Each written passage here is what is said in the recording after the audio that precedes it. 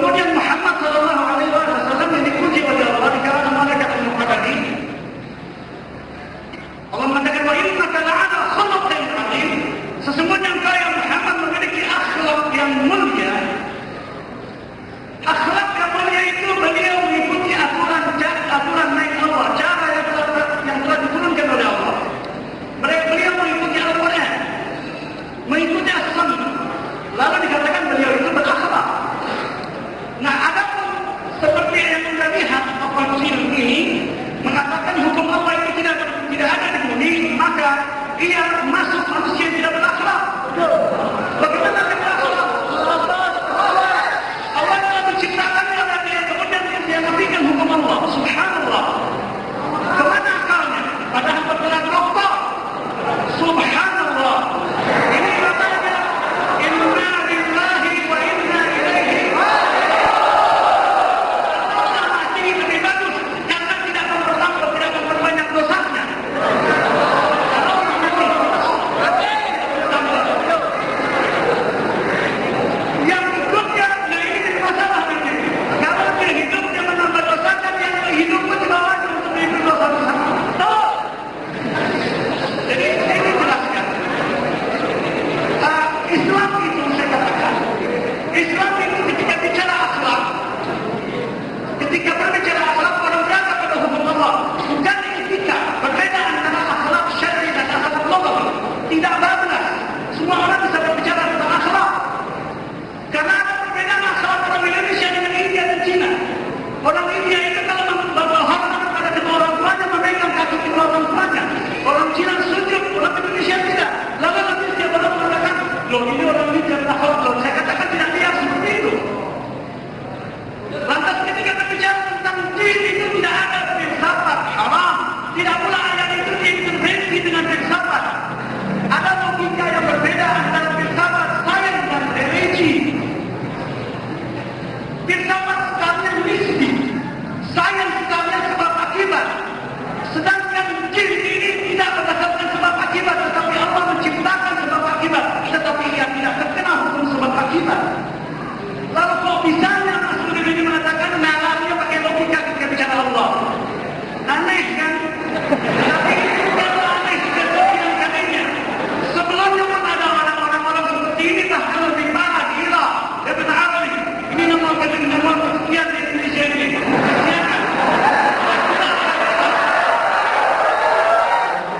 Setelah gilanya orang-orang Irak yang dia katakan Islam pertama yang terbaik di Irak, nah ini dia yang dia katakan bahwa saya katakan dengan tidak bicara dia ketemu ini orang dan lebih tentang Arab bicara Islam. Aneh. Ketika orang-orang Irak pada saat itu gila, orang-orang Arab yang ada di Irak itu gila. Penguasa mereka malam hari minum khamar, siangnya untuk belajar agama. Nah ini nama kedua ini pujian. Subhanallah. Allah ciptakan anda gitu.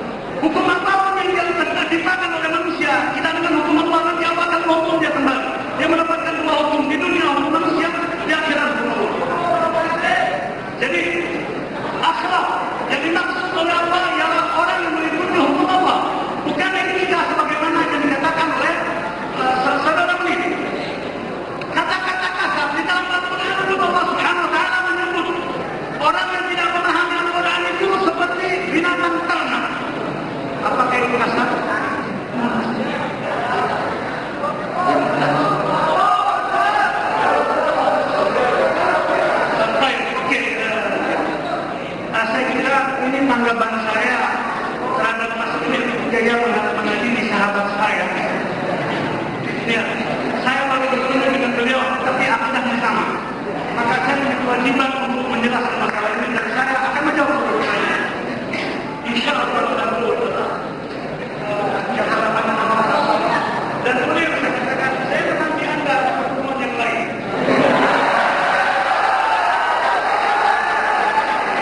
Terima kasih.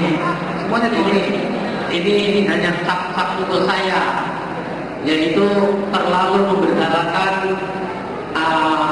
Al-Quran atau huruf-huruf Al-Quran dan lafalnya, dan juga cap akhlak yang dianggap sampai apakah beriman atau tidak. Nah, ini perlu dicek. Di sini saya tidak menulis si jumbo. Nah, jadi kalau sudah itu memang perkataannya saja sudah dialihkan, ya itu bukan tanggung jawab saya. Saya tidak menulis si jumbo. Tetapi bagaimana saya sudah bertahun-tahun jadi wartawan, untuk mengemukakan sesuatu itu diberi keadaannya seperti apa. Nah, jadi di sini teksnya itu tidak cukup. Nah, ini adalah satu pengelabuan, penipuan terhadap jamaah umat. Nah,